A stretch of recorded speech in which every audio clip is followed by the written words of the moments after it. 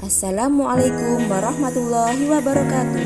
Kami, tim PPI UPT Puskesmas Jatiroto, akan mensimulasikan etika batuk yang baik dan benar. 1. Gunakan tisu. 2. Jika tidak ada tisu, gunakan lengan baju bagian dalam. 3. Jika batuk berlanjut, gunakan masker.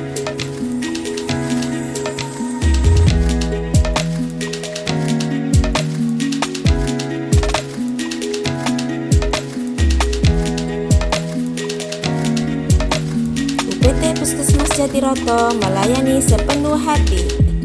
Terima kasih. Wassalamualaikum warahmatullahi wabarakatuh.